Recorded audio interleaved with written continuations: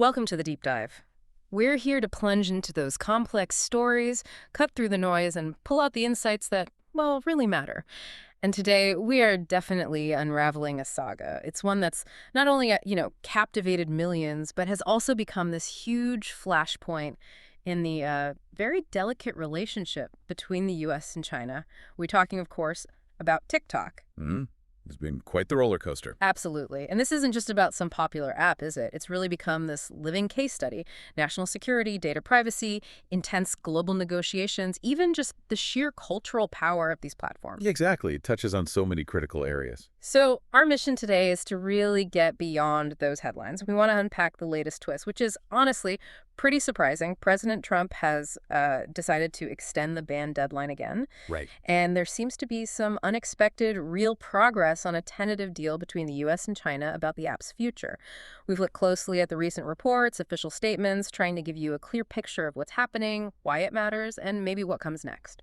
It really is a remarkable pivot, isn't it? Just when, a lot of people thought this was heading for a final showdown. Yeah, an inevitable ban seemed likely. Exactly. And instead, we see this, well, maybe a strategic pause.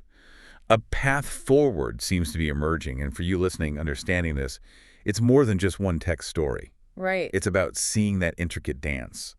Diplomacy, economic leverage, how we govern global tech.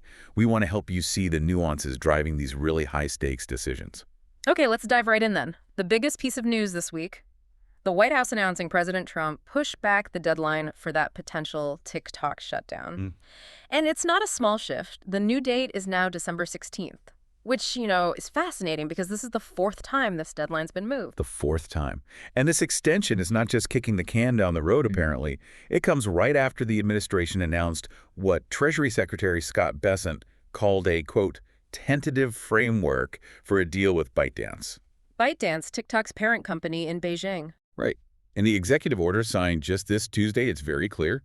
If ByteDance doesn't fully divest its U.S. operations by December 16th... then the ban happens nationwide. Correct.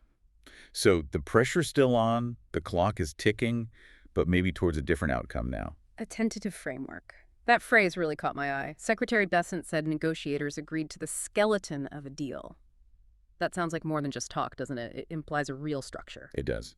Skeleton suggests the main bones are there, the key components are agreed upon in principle. And linking this to the bigger picture, sources say the final terms, fleshing out that skeleton, are set to be discussed soon. Potentially on a call between President Trump and Chinese President Xi Jinping, maybe later this week. Wow, so it's escalated to that level? Apparently so.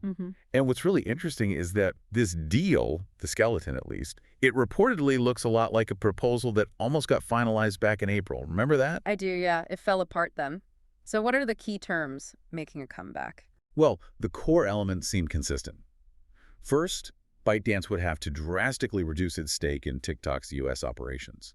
The number being thrown around is less than 20%. Less than 20%. That feels significant. Moving ByteDance from control to just a minority stakeholder, why is that specific number important for the U.S. side? Well, under 20% is often seen, in corporate governance as moving below the threshold of significant influence or control. It signals a real shift. It's not just symbolic. It aims to make the U.S. entity more independent, addressing those concerns about Beijing potentially dictating things. Okay, so it's about control. Primarily, yes. But maybe even more critically, especially from the national security angle, the deal includes a crucial guarantee that the Chinese Communist Party, the CCP, would have zero access to American user data. And that's always been the central fear, hasn't it, that data access? Absolutely. That's been the sticking point all along. But how would that actually work? I mean, guaranteeing zero access, especially when ByteDance still has some stake, even if it's under 20%, that sounds incredibly complex technically. How do you really seal off U.S. data? That's a fantastic question. And it gets to the heart of the challenge. The sources suggest this isn't just about, putting up a simple firewall. It involves a really robust, maybe even unprecedented setup. Like what, specifically? Well, the details are still emerging, but the framework seems to point towards American user data being stored only on servers within the U.S. Okay, physically in the U.S. Right. And managed, operated by a new American company, possibly with independent U.S. leadership, a U.S. board. There's also talk about rigorous ongoing audits, independent third-party audits of TikTok's source code, its algorithms, its data flows. To look for backdoors, basically. Essentially, yes. Oh, To ensure there's no hidden access, no way for data transfer requests from Beijing to be secretly fulfilled. The goal is to create both a legal and a technical structure that enforces data sovereignty for American users. It's ambitious. it certainly sounds like it. Okay, stepping back a bit, we mentioned this is the fourth extension. And it's worth remembering, Congress actually passed a law, bipartisan support, requiring this divestment. The Supreme Court even upheld it. That's right. There's a solid legal foundation here. So, given that law, how do these repeated extensions play out politically? Does it look like the administration is dragging its feet, or is it seen as necessary diplomacy? It really creates this fascinating tension. You've got the executive branch walking this tightrope. On one hand, you hear critics in Congress saying, look, we passed a law, the court agreed. Why the delays? They argue it undermines the law's intent, creates uncertainty, maybe even weakens the U.S. position by not just enforcing the ban. Kind of a get-on-with-it perspective. Pretty much, often from those prioritizing immediate security action. But then interestingly, some congressional hawks, people usually tough on China, have actually welcomed these signs of progress. How so? That seems counterintuitive. Well, they see the extension not just as a delay, but as maybe a necessary strategic move, a pause that allowed diplomacy to actually work, to potentially get a better deal that achieves the security goals without the massive disruption of a full ban, which affects millions of Americans. Finding a middle ground. Exactly. Senator Dave McCormick, Republican from Pennsylvania, put it quite well. He said, and I'm quoting, "The president's trying to balance national security concerns with the fact that TikTok has become such a huge part of American life." That quote really captures the dilemma, doesn't it? Protecting data versus acknowledging this huge cultural thing. It does, a classic policy tightrope. But okay, how did we even get here, to this tentative framework? Because just a few months ago, these talks were completely stalled, dead in the water, it seemed. That's absolutely right. The path was definitely not smooth. Negotiations were totally deadlocked for months. The trigger for the breakdown seemed to be those sweeping tariffs the Trump administration put on Chinese imports. That really chilled everything. Right, the trade war escalated things. It created a real impasse. Felt like gridlock. But then the turning point seems to have been a partial easing of some of those tariffs. That move, that policy shift, it created an opening, a little bit of diplomatic space, and officials on both sides apparently used that window to restart the talks. Okay, so easing some tariffs was the catalyst. Do we know which ones or why that specific move worked? The reports suggest it was a targeted rollback. Specific tariffs on certain Chinese agricultural and industrial goods, not a total removal, but enough of a concession, perhaps, to signal the U.S. was willing to de-escalate a bit on the trade front. Kind of a goodwill gesture, maybe? Or maybe a calculated one. From China's side, it might have provided enough, let's say, political room or economic incentive to re-engage specifically on TikTok, separating it slightly from the broader trade fight. Allow both sides to come back without looking like they completely folded, you know? That makes sense in high-stakes talks. Now, Secretary Bessent, he presented the U.S. leverage as key here. He credited Trump's firm stance, the threat to let TikTok go dark, basically saying the U.S. played hardball and it worked. That's definitely the narrative coming from Treasury. Bessent praised Trump's, quote, leadership and fortitude, called the emerging agreement highly satisfactory for U.S. interests.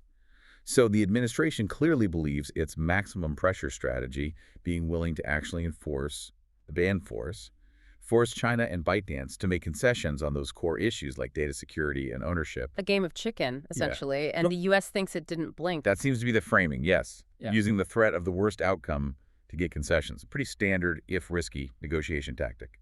So, assuming this deal does hold and the optimism seems higher now, what are the broader implications? Does this TikTok resolution ripple outwards, especially for U.S.-China relations overall? That's where it gets really interesting. U.S. officials are apparently suggesting this TikTok agreement could be more than just about the app. It might actually pave the way for that long-sought meeting between President Trump and President Xi. A face-to-face summit? Potentially, yes. Yeah. Maybe even as early as next month, which would be significant, right? Resolving this very thorny tech issue could, theoretically, unlock dialogue on a whole range of other critical things, trade, geopolitics, you name it. So TikTok becomes a stepping stone, not just an endpoint. It could be. The idea is that the full structure of the deal, including who makes up the American-led investor group buying the divested stake, should be revealed soon. That will give us more clarity on how this new entity looks and maybe how it serves as a model. Wow. Okay, this has been incredibly helpful in understanding the moving parts. So just to recap the key nuggets from the sources. We have this new December 16th deadline for ByteDance to divest its TikTok U.S. operations or face that ban. It's an extension, but one seemingly driven by actual progress. hmm And we've dug into the proposed deal's core. ByteDance dropping its stake below 20%, shifting control, and crucially, these strong guarantees that the mechanics are still unfolding, that the CCP won't access U.S. user data. That's the linchpin. Right. We also traced the negotiation path, the stalls caused by tariffs, the restart after some easing, and the role of perceived U.S. leverage in getting to this tentative agreement. It really highlights that delicate balance, doesn't it? Balancing genuine national security worries with the reality of a hugely popular global app. This deal is trying to thread that needle. A very fine needle. Absolutely. And this whole situation, it just underscores the massive challenges these global tech platforms create, operating across borders, juggling national security, data sovereignty, huge user bases. It's uncharted territory in many ways. It really is. A Yeah. potential blueprint, maybe, for future conflicts like this. Exactly. So for you, our listeners, something to think about as you go. How does the way this specific TikTok deal plays out set a precedent? What does it mean for future clashes between global tech companies and national security demands, especially around data? And what could the implications be for other international platforms, WeChat, maybe future AI services operating in the US, or other sensitive markets? It's a huge question. It really is, one that's going to shape our digital world, our economy, maybe even global politics for years to come. Thank you for joining us on The Deep Dive. We'll see you next time.